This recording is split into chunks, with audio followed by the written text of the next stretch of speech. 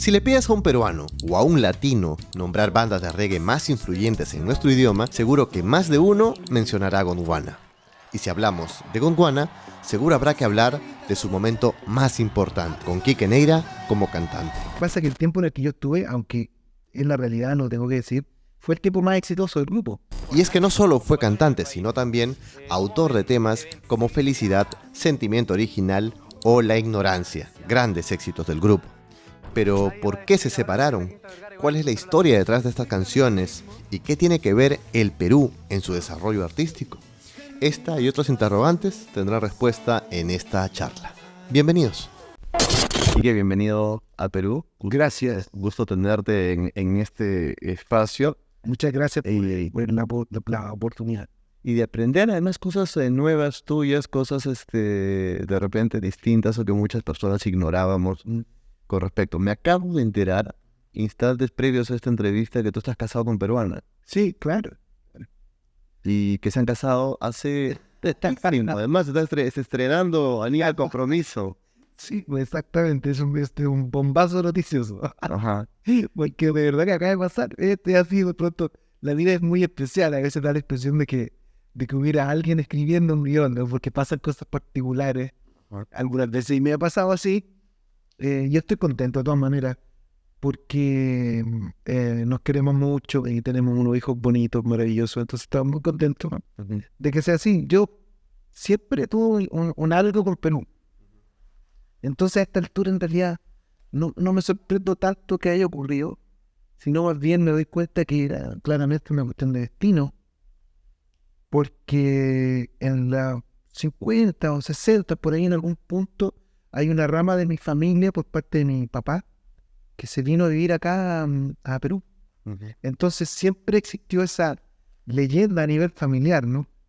Que teníamos familia en Perú. ¿Y por qué razón se vinieron ellos en esa época? ¿Cuál era el fin? Porque los fenómenos migratorios tienen que ver con esta situación de cuando se pone mala la vida en un lado, se mejora en otro. Ajetreo político, etc. Y es la gente la que tiene que terminar buscando cómo solucionar ese problema. En esa época era mucho más... Perú estaba mucho mejor que Chile. Entonces se ve que estos familiares míos vinieron a buscar a Perú una mejor vida, así tal cual.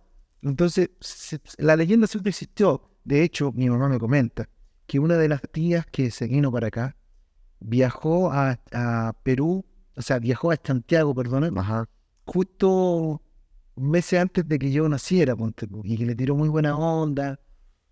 Mi mamá dice que se acuerda de ese tipo de detalles. Uno a veces graba impresiones de momentos sin saber por qué. Después en el tiempo tú vas entendiendo por qué te quedaste con tu memoria en algo, ¿no? Y así se contaba que mi bisabuela, que era la mamá de estas dos mujeres que se vinieron, que se casaron con peruanos acá, mi bisabuela se llamaba Isaura, y se comentaba en la casa que la Isaura se venía en barco desde Valparaíso, y que la familia completa iba a dejarla en puerto a despedirla en esta aventura, y era tomar un barco para irse a otro país en esa época, y que se venían en Reina del Pacífico. Mira los datos que me acuerdo, Reina del Pacífico. Claro, que era como un barco que parece que era muy célebre, ¿no? En la costa, sobre todo en la costa sur probablemente, entre, qué sé yo, entre Chile y Perú. Así es que bueno, mi historia con Perú era una cosa que... Pero tú tienes de casado apenas una semana. Sí. ¿Y dónde fue ese matrimonio? En Santiago. En Santiago, con una peruana que vive allá, me imagino, que conociste allá. Estamos viviendo en Chile hace tiempo. ¿Cuánto tiempo ya de pareja? Hasta ya con 10 años por ahí. No sé. 10 años. Tiempo, sí. ¿Y cuánto es tu primera visita a Lima? Eso es otra cosa. Mi venida a Lima debe haber sido... Siempre, o sea, tu primera visita es por interés musical, por un tema musical. Claro, absolutamente. Es la música la que me trajo a Perú. Mediados del 2005, 2006, ¿podría ser? No, mucho antes. Yo estuve por primera vez aquí en Perú como de haber sido en el 2000. En el año 2000, justo apenas del nuevo milenio. O 99, por ahí, claro. Porque fue un concierto, de hecho ahora lo estaba comentando en otro medio donde estuve hace un rato, fue un concierto que se dio en Asia, pero cuando este lugar, Asia, era Playa, nada más abajo. un lugar medio en La Pampa, así que no había nada más. Y yo fui a ese concierto, hice un concierto ahí con la banda con la que tocaba en esos años, que con Guana, por supuesto.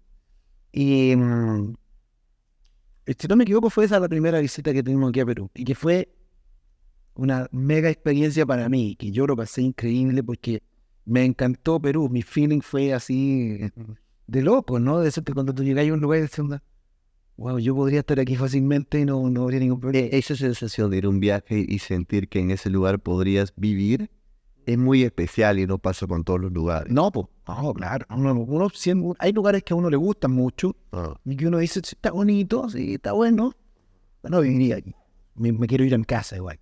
Claro. Pero yo recuerdo que ese viaje que tuvimos aquí, me acuerdo haber pensado llegué aquí a Perú y dije, oh, me encanta este lugar. Si pasara algo y tuviera que quedarme aquí, ahora me quedo. No pasa nada, claro. No vuelvo, no hay problema. Y me imagino que ya además empezaste a hacer tus primeros amigos musicales y tal, ya en Lima. Bueno, ahí claro, empecé inmediatamente a hacer vínculos, ¿no? Este tipo de... yo no sé si será Latinoamérica así, o es que el reggae tiene esa vibra, muy probablemente es eso, que el reggae genera... el reggae genera una red de amistades, ¿no? Es muy en ese aspecto es muy religioso el reggae. Es muy se crea una hermandad, se crea un pueblo del reggae, ¿no? Una comunidad del reggae. Y eso se activa rápidamente, porque aquí en Latinoamérica yo lo he visto, he sido testigo privilegiado de ese fenómeno, de cómo se generan inmediatamente lazos de amistad y de cercanía con personas. Eso pasó en aquella época y desde ahí que la relación se ha mantenido en el fondo. Hay unos videos tuyos incluso acá tocando con, por ejemplo, Pochi Marambio, Sí, pues. que hacía esa música reggae también en el Perú. Claro. Tampoco, o sea, en el Perú igual hay una movida reggae que si bien es pequeña es poderosa, ¿no? Y ese, siempre que al menos ya puedo presentar acá, lo has sentido en la gente y tal. Claro, eso es una entrevista que se hizo, un especial que se hizo para un programa como hace 10 años más o menos. Y estuvimos con Pochi sí, y con alguien más de otro grupo peruano. Pero bueno, la cuestión es que fue bonita la experiencia y eso es reflejo de un vibe, ¿no? Total. Ese Laguna Pai. Ajá. Mariano Palacios, creo. Exacto. Ajá. Fue con ellos. Fue bonito, eso fue hace como 10 años. Y fue en la época en que yo anduve tocando mucho en el extranjero. Vine mucho a tocar en esa época a Perú. Y al mismo tiempo estaba haciendo muchas giras por Europa y por Australia. Recuerdo ese tiempo con Es que Chavo en un momento tiene una suerte de romance con Gondwana, al menos en esa banda, que luego te permite a ti llegar muchas veces. Casi todas las canciones que en ese momento Gondwana saca en aquellos discos de inicios de 2000 y tal, pegaron todas en Perú, pegaron muy fuerte. Y una cosa que me llamaba la atención recientemente, porque la gente, bueno, recuerda mucho Gondwana siguió, tú también, abrieron caminos, pero lo que me gustó mucho, revisando ahora, uno entra a Spotify y en Spotify puedes ver créditos de las canciones. Todos los hits o las canciones que sonaron acá son tuyas.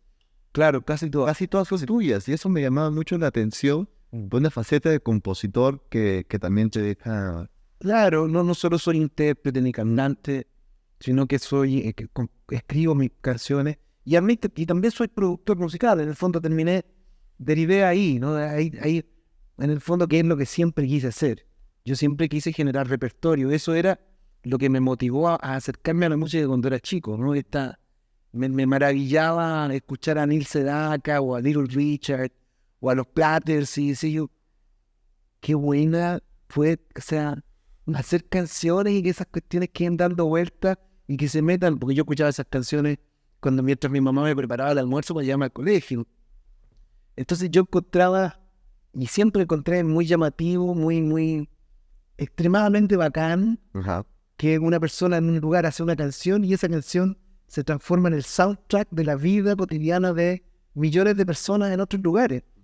Eso me generar repertorio, lo encontré muy bueno. Y en el fondo fue ahí donde yo caí.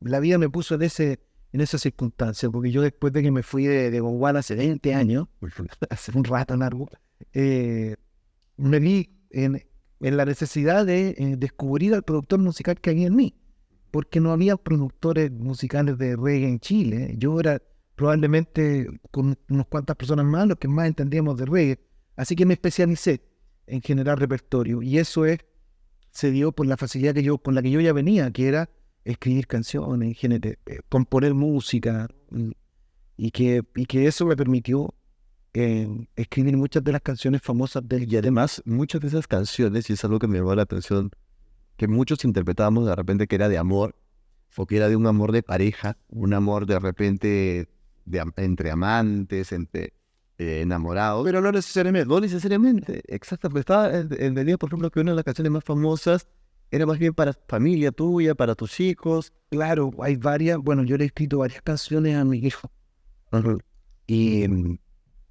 Y dos de esas canciones son muy famosas.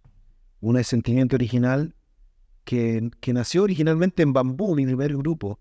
Yo la compuse cuando estaba en mi primera banda en Chile, y de hecho la tocábamos en vivo con Bambú también. Pero claro, la versión que se transformó en esta joya representativa del reggae latino se grabó y se popularizó en la versión de Bob del disco 1 que hicimos con ellos.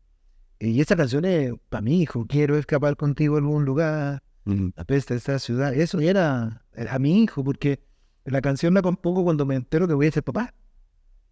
Wow. Y cuando me entero, yo vivía, de chico siempre vi biografías de músicos, me encantaba. Y a esa edad, tenía yo como 22, estaba un poco paranoiqueado con el club de los 27. Que a los 27 fallecían los artistas. Claro, y yo me temía mucho que me pasara algo así, porque yo amaba mucho vivir y amaba mucho esta oportunidad que se estaba recién abriendo para mí en la música. Yo estaba dando mis primeros pasos y estaba todo puesto arriba realmente. Pero igual yo estaba ya amando lo que había logrado en muy poco tiempo avanzar. Y de pronto me dicen, no, vas a ser papá. Y también dije, uy, pero si yo me muriera antes, ¿qué podría preguntarse ese niño de mí? ¿Cómo era mi papá? Y en ese rollo, te lo juro, en ese rollo escribo la canción. Dije, tengo que escribir una canción por si me... Ahora me parece chistoso, pero tiene cierta importancia, cierta relevancia. Porque lo pienso y digo, yo lo que quise hacer era, tengo que dejarle una canción escrita a este niño que van a nacer, para que en caso que me pase algo, él sepa quién era yo y qué creía yo. ¿Cachai? ¿Cómo era? ¿Cuál era el rollo de mi papá? ¿Me entiendes? Y así, pues, tal vez eso es lo que uno siente en la canción, y uno siente una cosa potente en la canción. Sin embargo, la letra es como igual, piola, y la música es muy potente. Algo pasa en la melodía, es demasiado oreja, pero tiene algo más, tiene una magia extra esa canción, Sentimiento Original. Y probablemente sea eso. Yo no, realmente ahora que te lo comento, como que lo entiendo y digo, podría ser eso. Ahí me quedan dos preguntas. Una, ¿qué entendió tu hijo ya grande? Han pasado 20 años de la canción. Ya grabó más. No, más. Mucho más, porque era desde tu otro grupo. ¿Qué opina de esa sensación? Y lo segundo es que dentro de la letra de esa canción hay una parte que en ese momento lo transmitía con toda tranquilidad en las radios, pero era, ahí marihuana puedo fumar. Hoy he escuchado que en algunas radios censuran esa parte. Y sí, lo vienen haciendo desde que la canción salió hace 20 y tantos años. Claro. Siempre hubo una polémica en la canción. ¿Con qué sello se hizo esa canción? Esa canción salió con BMG. Y BMG no le dijo en ese momento, nosotros en la época hicimos una vez, nos sugirieron, y me sugirieron a mí, como autor de la canción, que considerara la posibilidad de hacer una pequeña finta, un juego de cintura. A mí que me gusta el fútbol, y yo inmediatamente dije, pues obvio, porque tengo que hacer todo lo que yo pueda hacer para lograr que la canción logre abrirse, logre romper con ese murallón que le van a querer poner por la censura, por lo que la canción dice. Y hay una versión que dice ganja. Hay otra versión que anda por ahí dando vueltas también que dice ganja, no dice marihuana. Dice, ahí ganja puedo fumar. Ganja puedo fumar, claro. Que ganja es el concepto rasta para decir marihuana, que es lo que viene de Jamaica y todo. Bueno, la historia esa es muy, muy representativa de lo que yo puedo expresar de la vida. Es un milagro realmente la música. Hoy en día, esa canción, al niño al que yo le escribí esa canción, se hizo músico, a pesar de que yo le decía fútbol. Sí, fue rentable. Y yo te digo, pero no. Se hizo músico y hoy en día es el bajista de mi banda. Ajá. Él toca el bajo. Si ustedes van a buscar si van a buscar el videoclip de mi más reciente canción, que se llama El Rey de las Redes, que está alojada en mi canal de YouTube, el bajista que sale ahí no es un amigo mío, es mi hijo mayor que toca el bajo. Él es el bajista de mi banda y en vivo tocamos, por supuesto, su canción. Claro. Y yo cuando toco en vivo, yo cuento esta historia. Esta es la canción que yo le escribí a mi hijo cuando yo le dije que iba a ser papá. Y hoy en día ese niño es el bajista que ustedes han escuchado durante casi todo este concierto. Claro. Y los lugares se vienen abajo. O sea, los lugares revientan. En México hice una gira a fines del año pasado. Y hicimos 10, 12 fechas en 12 ciudades distintas. Y los lugares se desplomaban. O sea, era un bombazo. La gente no podía creer que lo que estaban viendo y lo que les estaba contando era parte de la canción que ellos han escuchado por mucho tiempo. Y que además la canción dice en su coro que tú sabes que es verdad. O sea, que la historia es absolutamente comprobable y que tiene todo que ver con una canción espectacular. Lo que pasa con esas canciones es así de importante para mí. O sea, yo escucho Sentimiento Original y yo no escucho una canción muy representativa del reggae latino ni nada. Yo escucho la canción de mi hijo mayor. Por mí es la canción que me compuse a él y que, por cierto, es una canción que me ha dado, junto a otras muchas, satisfacciones muy grandes. O sea, que me mande un video un amigo, no sé, en una isla en la mitad del Atlántico Con la y canción. me dice, mira, estamos acá, cáchate la canción que están tocando. O un amigo no sé, a tiempo atrás, un amigo en Indonesia, creo que fue. También me mandó, estaban en un bar, en una piscina, en una playa muy paradisíaca. Y me dice, weón, Kike, mira, weón, la canción que está sonando de fondo, weón, estoy en, no sé, Indonesia, no sé dónde estará. Y yo veo el video y que lamentablemente ese celular me lo robaron y vendí el video. Pero era la raja. ¿Cómo te robaron ese celular? No me acuerdo. Yo. Me abrieron el auto y no sé cómo fue. Wow. Pero era espectacular, pero me quedé obviamente con la anécdota, que era Hablabas hace un segundo, cuando llega la música tan lejos. hablabas del Rey de las Redes, que es esta última canción que la hemos escuchado acá, seguramente la gente la puede ir a chequear, puede estar en todas las plataformas también. Habla mucho, es muy contemporánea en su temática. Sí. Es súper contemporánea en su temática, en lo que trata ahora, y habla sobre la gente que, claro, teclera, como dicen acá, que habla mucho, opina mucho y dice un montón de cosas en internet, pero luego no hace nada y se queda en esta cuestión. Y me hizo en paralelo una canción tuya de muchos años atrás que me gustaba muchísimo hasta ahora, que es La Ignorancia. Ah, bueno, también aquí Siento como que hay podría haber un paralelo. sí son canciones hermanas. Claro, podría ser una hermandad, ¿no? Tienen una misma energía, claro que sí. Y pasa mucho eso, ¿no? Que son lugares desde donde tú lográis ciertas reflexiones y son unos lugares en alguna parte del corazón o de la cabeza donde tú lográis cuajar una idea y expresarla como un chorro convertido en una canción de 4 minutos. Sí, yo estoy de acuerdo contigo. Creo que ignorancia La ignorancia es nuestro peor enemigo. nuestro peor enemigo. Mejor voy a contarle a mis amigos, porque antes de que les pase algo. Y que también una canción con una tremenda historia para atrás.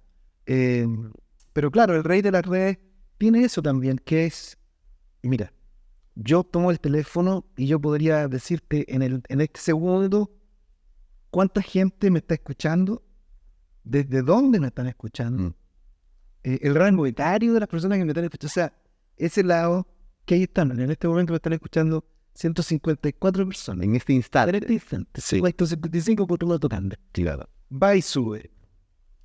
Eso es 157. Eso 158. Y esos son sin contar, digamos, las versiones de Gondwana y tal. No, esto es Todo tuyo. solo mi perfil de Spotify. Claro. Y solo en Spotify. Exacto. Solo en Spotify. O sea, Amazon, Deezer, Apple Music, ya hay. Después de una exposición, una extrapolación, podríamos decir que tranquilamente hay 2.000, 3.000 personas en este momento Escuchando una canción mía. tuya. Claro, porque Spotify tiene una aplicación que te permite ver eso. Ajá. Fantástico. Eso es el lado bueno de las plataformas digitales, del mundo digital. Que te permite una cercanía. Yo no tengo community manager en mis redes. Si alguien me escribe algo y me consulta algo, si a mí me gusta la onda, la vibra que me lanza, yo le respondo. Y si alguien viene y me dice algo medio pesado también, y si yo veo que le puedo responder, también voy y le respondo. Pero le respondo yo. no tengo community manager, no hay un vocero, como hacen los gobiernos, le ponen a un vocero, nunca sabéis si realmente lo que piensa el país. Total. Yo lo hago directo y eso me parece muy bonito también, en tiempos en que la independencia en la industria de la música es clave, que es lo que me pasa a mí. Yo soy un artista independiente, no tengo un sello atrás en mi espalda. Yo tengo mi propio sello, que es Cosas Buenas Producciones. Pero yo me imagino que también eso pasa por una decisión tuya, porque estoy seguro que muchos de ellos en un momento o en distintos momentos han querido estar detrás de ti y tú ya has conocido lo que es trabajar con un sello Claro, y de alguna manera estuve ahí. tú prefieres, claro, y he estado con los sellos más importantes, prefieres estar solo, ¿no? Por alguna razón, eso lo digo porque seguramente ese podcast lo ven artistas nuevos y tal, y creo que esa perspectiva sería muy importante también.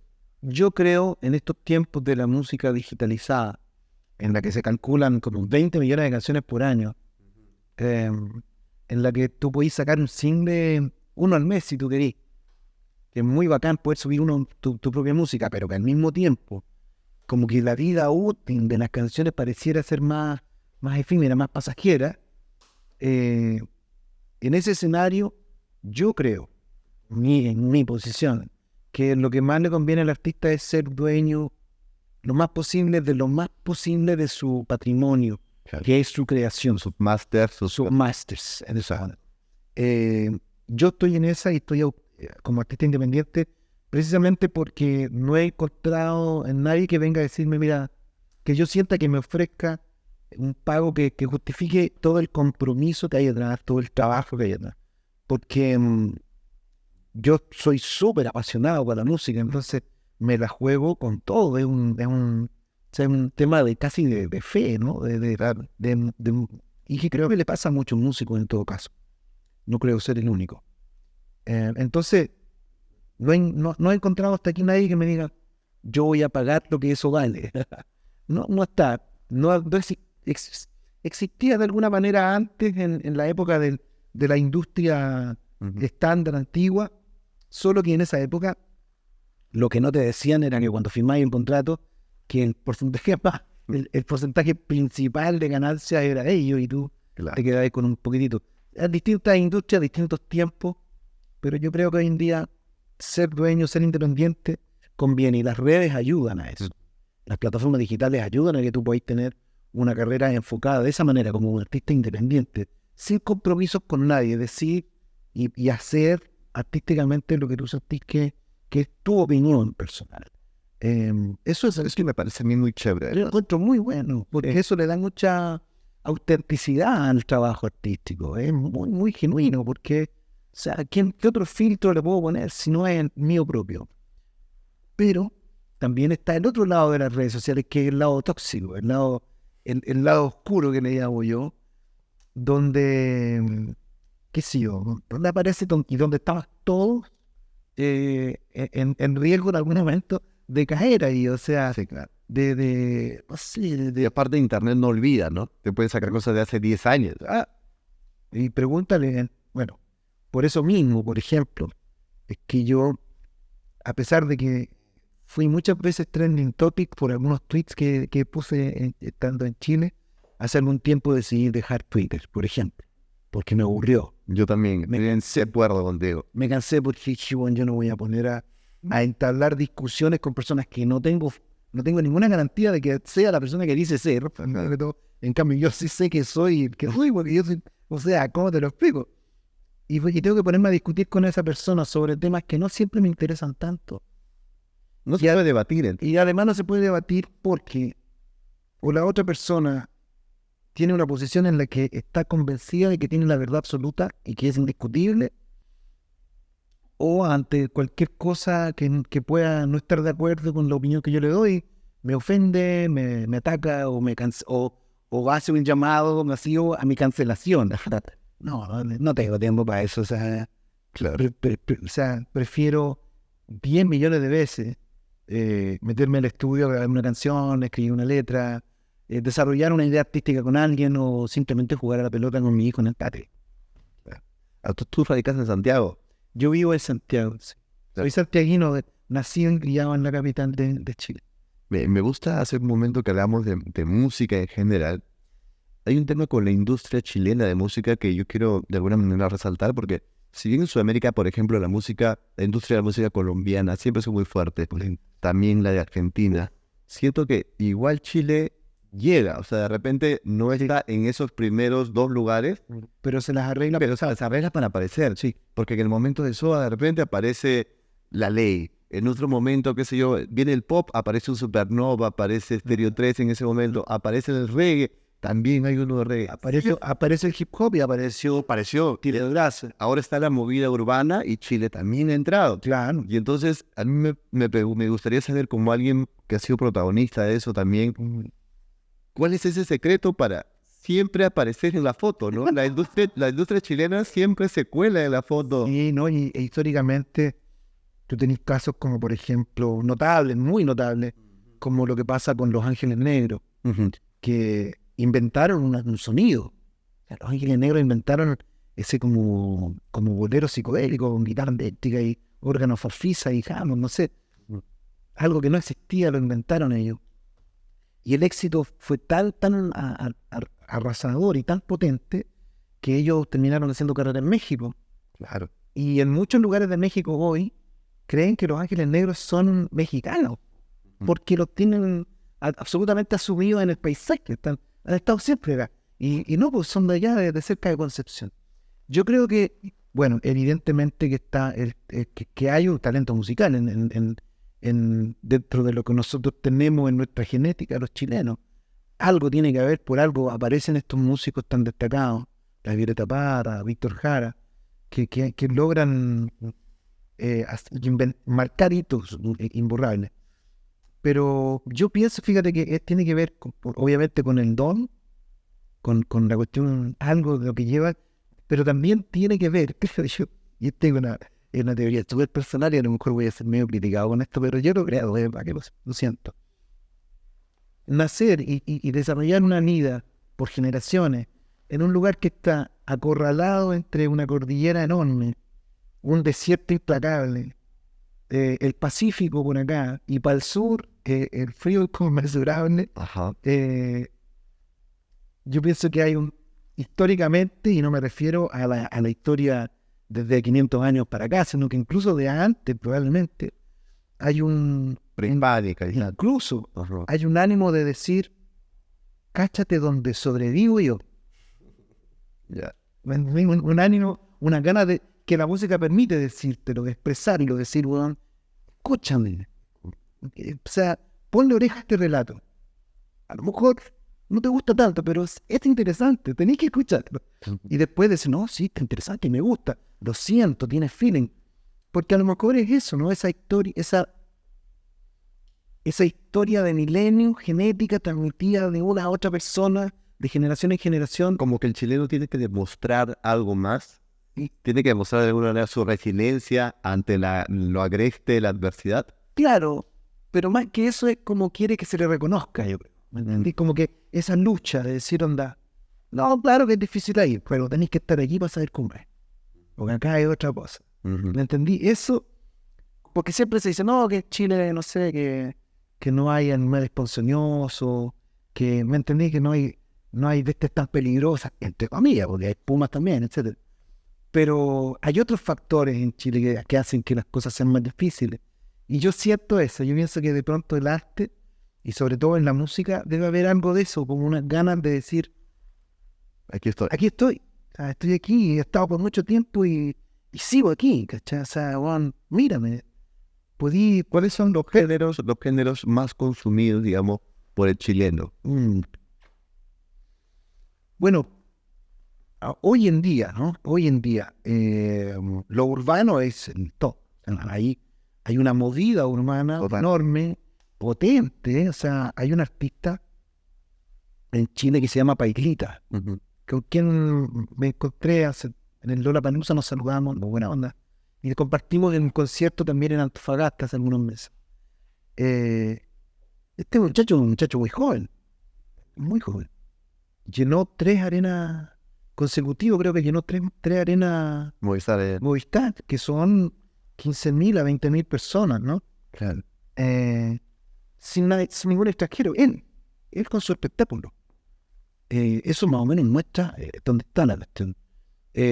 Yo te vi hace poco en Cazaparlante, que es un formato que Claro. de alguna manera como urbano y tal, Claro, y te que llevaron reggae ese día. llevaron reggae y reventó también, se ve increíble. Es muy bueno, ese capítulo es muy bueno, además que salió todo era todo muy acotado, yo fui con una banda más pequeña, Igual pero lo sacaron. tú mismo diriges tu banda, ¿te gusta estar involucrado en eso? Sí, yo soy el director musical. Porque hay un poco el tema, vi un acordeón en un Sí. evento y tal, y dije, esto no es tan usual en el reggae, ¿no? No, para nada. ¿Por qué metiste un acordeón en una banda de reggae? Que conocimos a Pablo, Ajá. y me parece que él tuvo la disposición de tocar en esta plataforma rítmica que es el reggae, musical que es el reggae, y él aceptó el desafío. Entonces dije yo, vamos, Pablo, pongámosle ganas y tratemos de innovar, porque claramente es innovación. Y estuvimos un tiempo largo con Pablito tocando con acordeón. Lamentablemente ahora, por cuestiones distintas, no está en la banda ya. Pero está abierta la puerta para volver a tocar con él, porque la experiencia ha sido O con buena. otro acordeonista. O con otro también, porque es muy buena la experiencia, suena muy bien, es muy grato y llama la atención. Totalmente. A mucha gente le llama la atención ese show en Casa Parlante. No es la primera vez que me dicen, oye, es rico el formato, me llamó la atención porque las canciones suenan bien. Yo veo que es diferente y lo que más me pregunto es, no sé qué es el vecino de abajo Ese es un tema y yo tampoco me lo o el pregunté. vecino de arriba, porque Cazaparlante es un edificio donde se hace en un piso que parece ser el quinto, séptimo. Nunca pregunté, pero yo también me lo pregunté, porque a mí mismo me lo consultaba, porque la bulla que se metió ahí esa noche fue una bulla enorme, y otras veces van otros grupos que son más bulliciosos todavía. Total. Bueno, está así, la escena en Chile está, en la música urbana está muy potente, y otra música que tiene alto arrastre en los últimos años, ahora ya no tanto, ha bajado un poco, pero lo tuvo fue como la cumbia, la nueva cumbia, ¿no? En un momento había muchas bandas de cumbia. Hay una que me gusta mucho, Santa Feria. Santa Feria, claro, lideran la escena. Pero en el reggae siempre se ha mantenido. Hasta hace no muchos años también se escuchaba mucho movimiento original. Tú hiciste una canción, sí, claro. se escuchaba mucho también Es, movimiento original. es como hip hop, lo que pasa es que Reggae, un poco así. van al reggae, claro, toman elementos del reggae y los ponen en su música y suena fantástico. Es un hip hop más moderno, más. Siempre has tenido esa apertura a colaborar. Hace poco, por ejemplo, en un concierto también con Joe Vasconcelos. Sube una canción hermosa, además. Sí, blusa transparente. Claro, también la hicimos como bolero. A mí me encanta hacer cuando me invitan, sobre todo cuando hay feeling, sobre todo cuando hay vibra, ¿no? Eso es clave para mí. Y he tratado de innovar siempre. Es que yo siempre sentí que había que ser corajudo para hacer un poco música. Y atreverse de pronto a innovar, porque el repetir fórmulas no necesariamente va a tener buen resultado. Lo que usualmente tiene buen resultado es lo que viene, digamos, el que es pionero en algo suele tener mejor suerte, porque el que descubre un lugar lo abre. Y siempre he creído en eso, salvo en Hernando Magallanes, que no le respetan, y en Cristóbal Colón. Pero bueno, en esos casos excepcionales. Hablando de eso, precisamente ese punto de innovación y tal, ¿qué ponía sobre la mesa Gondwana en ese punto que logró ese suceso tan llamativo a nivel regional de toda Latinoamérica? Mira, yo una vez escuché de una persona que trabajaba en sellos discográficos que sabían mucho de música y de los fenómenos, ¿no? Y todo eso. Me dijo una vez que el reggae era una música que tenía una oscilación, como olas, como una especie de oleaje marino, y que cada tanto tenía un pic, ¿no? Y que se preparaba con un terreno para ese pic. Yo siento que en el fondo a Gondwana le fue tan bien porque Gondwana fue los artistas que aparecieron justo cuando vino un pic. Estuvimos pero justo ahí. Poquito tiempo antes de eso había estado Big Mountain, Inner Circle, Claro.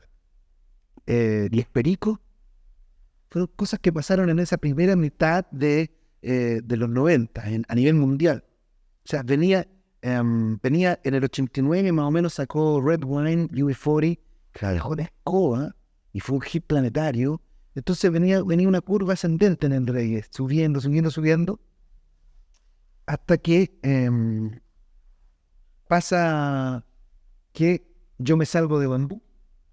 Gondwana se queda sin sus cantantes. Hay también había un problema al interior de la banda. Nosotros nos veíamos con los chiquillos, compartíamos escenario muchas veces, Bambú con Gondwana y todo. Pero cosas que pasan que de repente uno dice, parece que alguien escribiera unos guiones. Algo o alguien en alguna parte. Justo yo me salgo de Bambú porque nos peleamos, qué sé yo.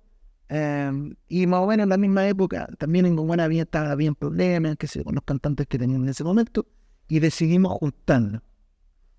Y nos juntamos y ese junte llamó mucho la atención en Chile. De hecho, yo conseguí mi primera portada en un diario o en un periódico o en un suplemento de diario debido a eso, porque llamó mucho la atención que cantaba en este grupo que ya era conocido, que tenía canciones en el mercado, se sale de ese grupo para integrarse a las filas de este otro grupo y con el mensaje claro, sin dudar, que era porque era por el rey, porque de verdad era por eso. O sea, lo que tú me estás diciendo ahora que, y eso de repente muchos aquí en Perú no sabemos la historia de cómo funcionó esto, pero Gondwana, antes de tu persona, ya tenía otro vocalista.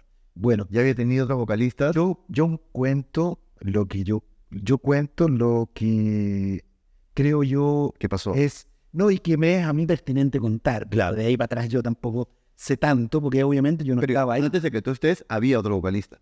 Había porque nos topábamos. Claro, había. Ellos llevaban mucho tiempo. Lo que pasa es que con Bambú, mi primera banda, nosotros éramos más jóvenes que los muchachos de Gondwana, pero fuimos muy osados nosotros con Bambú. O sea, nos jugamos el viejo por innovar y eso nos avanzó rápido. Y me puso a mí en la posibilidad en algún momento que me salgo de esa banda, me quedo sin grupo y se da una circunstancia en la que quedo yo posibilitado de tomar el puesto de cantante que había quedado vacante. Ellos efectivamente eran una banda que tenían como muchos años más de trayectoria, pero que no había explotado. Nos juntamos y nos toca encontrar esa magia. Tuvimos una conexión muy bonita y generamos todas las canciones, básicamente todas las canciones que fueron parte de aquel primer álbum mítico, considerado por ¿Cuánto tiempo dura esa conexión entre tú y Gondwana? Bueno, yo estuve en el grupo 6 años. Eso fue lo que la gente cree que yo estuve mucho más tiempo. Totalmente. Pero no, lo que pasa es que el tiempo en el que yo estuve, aunque en la realidad no tengo que decir, fue el tiempo más exitoso del grupo, porque fue el tiempo en el que el grupo apareció en escena y reventó e hizo algo que fue muy notable y que es mérito de todos, en los que estábamos ahí en el grupo, no solo mío, obviamente, y es que entre todos los que componíamos canciones en el grupo, logramos hacer 3 discos en los que había una chorrera de éxitos. Porque si tú sacáis los número 1 de esa época, oye, es una barbaridad. Es como que yo mismo lo escucho y digo, wow, qué increíble la cantidad de canciones buenas que sacamos. Era increíble. 3 discos, todo el repertorio listo para cualquier artista, para de por vida. Y eso es bonito, o sea, yo me siento muy orgulloso de eso, por ejemplo. Y esas canciones, ese proceso de nosotros como grupo energético, esta es mi teoría, esa conexión entre nosotros, entre estos seres humanos, se da justo cuando viene este pic del reggae, este pic en la curva, Momento preciso para con la música precisa. con las canciones que necesitaban escuchar, con la energía que la gente... ¿Tú crees en la casualidad? No. ¿En la suerte? O sea, yo creo que la suerte uno se la hace. Yo creo que la suerte uno se la hace. Y las casualidades también tiene que ver con que yo me hago la suerte, pero la suerte me la hago en base también a mis convicciones. Claro. Y al carácter y a mi fe, a cuánto creo, o en mí, o en los ángeles, o en el universo, en lo que tú creas, en la tierra, en la naturaleza, en el destino. Pero tú tienes que creer en esa convicción de creer en algo. Tú movís una energía, ¿no? Eso le dais potencia, es como el voltaje en la electricidad, ¿no? Le ponís 220 o le ponís 110, dependiendo de cuánto ñeque le estáis poniendo, de cuánto nehuén le estáis poniendo a tu actuar, podéis lograr una amplificación más potente. Eso fue lo que pasó, y nosotros llegamos a amplificar precisamente una curva ascendente que venía en esta música y que tenía además como factor extra que era, en el mundo latino, hispanoparlante, ¿no? Que ya pasó básicamente en el mundo hispanoparlante. Partió en el mundo anglosajón el reggae y reventó allá, y la curva la empezaron UB40, la empezaron, y si tú te fijáis de ahí, vino todo otro reventón más del reggae hispano y siguió creciendo, y después aparecieron otras bandas, y qué sé yo, años después vino el éxito de Cultura Profética, de los Cafres, que también tuvieron un momento de gran éxito en Argentina y en Latinoamérica. Ya en el último tiempo, últimos 15 años, apareció Red Maray, que también ha tenido un éxito rotundo y que es un verdadero fenómeno, etcétera, ¿no? Siempre hay público para reggae. El reggae, Que siempre está. mira, yo creo y tengo mucha fe en que eso es así. Yo pienso que el reggae, hay una retroalimentación entre el público y el artista de reggae que es notable. Y que en la medida en que el artista está impulsando con autocrítica, con trabajo esmerado, con ganas, etcétera, y con talento, sacar la mejor música posible, el público sigue cercano al artista y sigue buscando estar cerca de ese artista, que en mi experiencia es lo que a mí me ha pasado. Yo tengo 50 y estoy convencido. Si me preguntáis ahora cuál es mi mejor canción, yo creo que es la que voy a producir mañana. O sea, sigo teniendo esa hambre de seguir, de pensar que todavía puedo hacer buena música. Y la sigues haciendo. Y esa etapa que hablabas de solo 6 años en Gondwana, de repente acá nunca llegó de saber la versión tuya de por qué se termina, o por qué se acaba, o por qué llega un punto final. Y si veíamos sus apariciones en Perú, en Lima, con la banda, de pronto eras tú solo, venías felizmente más seguido, pero solo. Claro. Bueno, yo creo que las razones de fondo, yo creo que esas me las voy a reservar para un libro que escribir en un momento. No tienes el título de... Pero lo que sí te puedo decir, y que también es muy cierto, es que yo creo que fue tan grande el éxito que tuvo Gondwana que ninguno de nosotros estuvo preparado para el efecto que tuvo en nosotros, en todos nosotros, digo, en todo el grupo, incluido yo, por supuesto. Nos vino un golpe de éxito tan potente, Claro.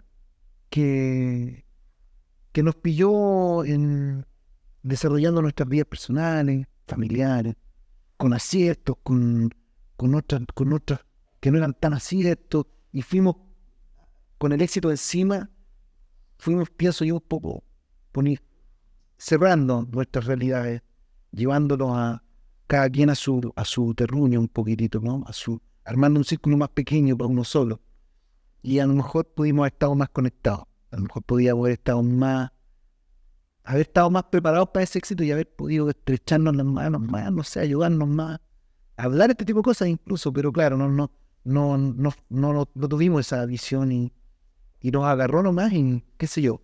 Y llegó un momento en el que yo dije, mira, está tan tensionado todo entre nosotros que lo que más nos convendría, ya que yo llegué por la puerta, me voy del grupo mejor y dejo abierta la puerta para venga alguien más. ¿Era un tema, digamos, entre tú y la banda, o era más bien un tema de entre todos había una cierta de tensión?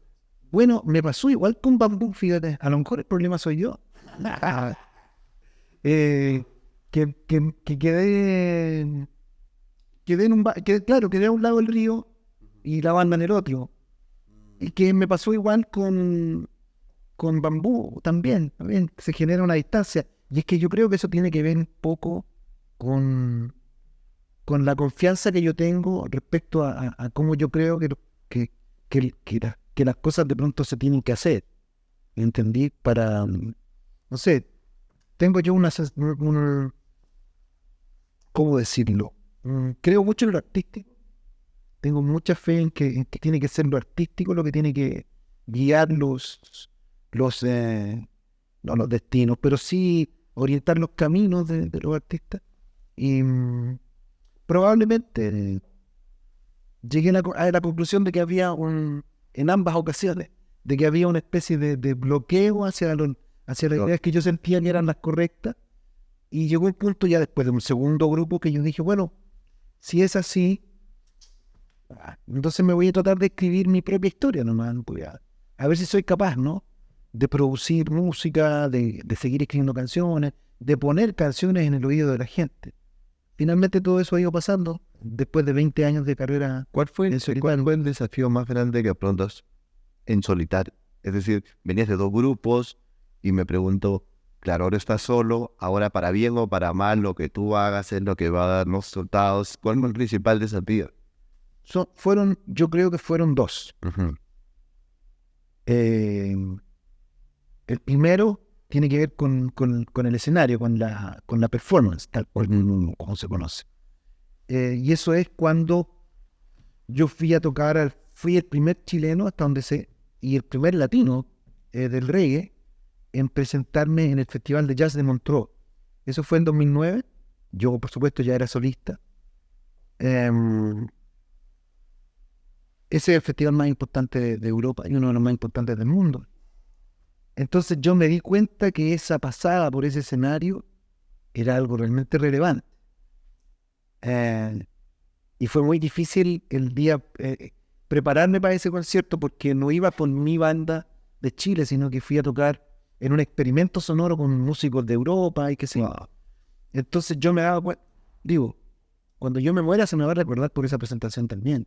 Yo sé que muchos recuerdan presentaciones en Viña, aquí y acá, pero para el mundo, esa presentación, estar yo cantando con el logotipo del Montreux Jazz Festival, mientras yo estoy cantando y se vea que esa imagen es potente a nivel, muy potente a nivel mundial. Yo Total. sabía que eso era importante y me costó mucho, fue difícil ese momento para mí. Salí airoso y lo logré, pero fue difícil.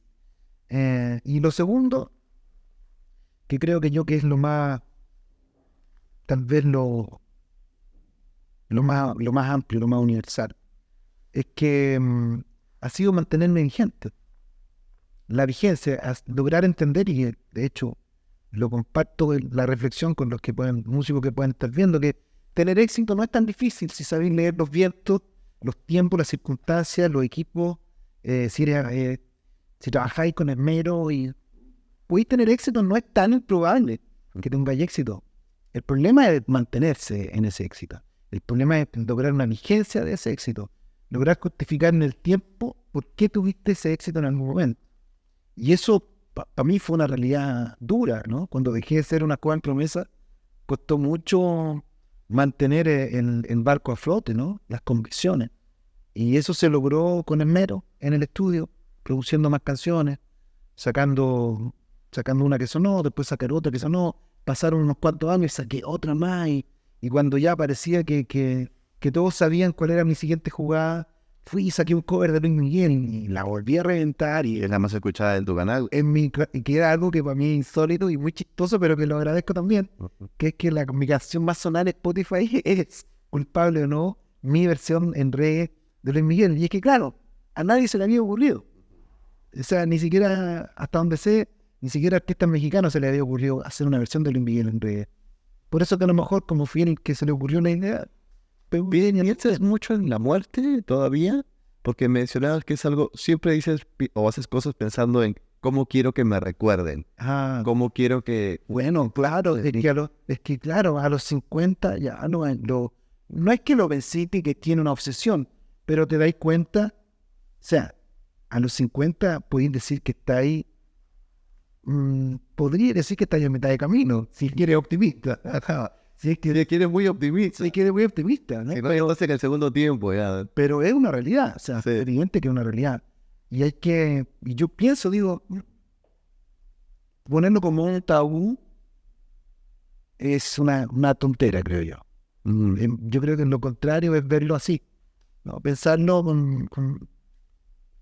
pensarlo con el mayor optimismo que te permita el concepto. Mencionabas que tú eres muy, muy de fútbol también. ¿De qué equipo eres? Colo-Colo. De Colo-Colo. ¿Y te formaste por... Y de Perú, de Alianza. De verdad. Polémica esa, polémica. No sé. ¿Por qué? porque Alianza y Colo-Colo son clubes Hermanos, claro. ¿Cómo te hiciste de Colo-Colo? Ah, ¿Era familiar? es que Colo-Colo es el equipo más popular de Chile, y en la época en que yo era niño era también, o sea, ha sido siempre el equipo más popular de Chile. Entonces me crié con sabiéndolo, ¿no? Y además que cuando yo era niño, el gran ídolo de Colo-Colo y de la selección de fútbol chilena era Carlos Cassetti, un goleador de fútbol, un gran delantero. Y por ahí en el año 81, 82 fuimos al estadio en construcción de Colo-Colo, en la comuna de Macul, en Santiago, y me topo con Carlos Cassetti. De la nada. Porque yo entrenaba ahí cerca. Y me lo topo y me sacaron una foto con él. Y esa foto la tengo yo desde niño. Claro. Que, o sea, para mí es como que yo me encuentre con Paolo Guerrero, ¿cachai? Claro. Y me saco la foto con él y teniendo yo 6 años. Y me paso toda la vida viendo la foto con Paolo Guerrero. O sea, hay algo que te ata, a ese, te pone te condiciona. ¿Ya has metido eso tus hijos? Digo, tu hijo también es de Colo-Colo y tal. Fíjate que no son muy futboleros, no son más. Y eso que tú impulsaste el fútbol en ellos desde chico. Y eso que yo traté y lo intenté, pero no son tan futboleros, no lo son. ¿Tú eres de familia grande? Entiendo que tiene varios hijos. Mi familia era pequeña, hasta yo y mi hermana, pero con mi hermana hicimos crecer un poquitito la familia y creo que estuvo bien, porque estábamos muy solos nosotros, Sí. éramos muy pocos, faltaba gente. ¿Cuántos años tienes tú?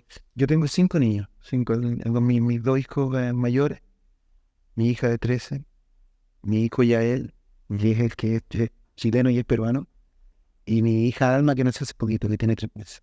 Que también me imagino que comparten Y que vamos a ver si quiere ella ser peruana y chilena también, o chilena y peruana también. Ajá. Vamos a ver, depende. Con Yael decimos por qué lo pidió. Me alegra mucho que estés por acá, que nos hayas podido visitar, Kiki, que hayas podido compartir un poco muchas historias de lo que ha sido tu etapa como solista, como Juana, pero sobre todo como persona. Ha sido muy interesante conocerte, te agradezco muchísimo por haber llegado acá. Sé que tienes muchos amigos aquí en Lima que cuando aprovechas para pisar tierra peruana, visitas, amigos que has hecho con la música, con todo este tiempo y que esta tierra siempre te ha recibido bien. Muchas gracias por la entrevista y gracias a los que la están viendo. Espero que les haya entretenido. Gracias por tu cordialidad. Espero que sí. Hasta pronto, amigos, y gracias por sintonizar una vez más. Chao, chao.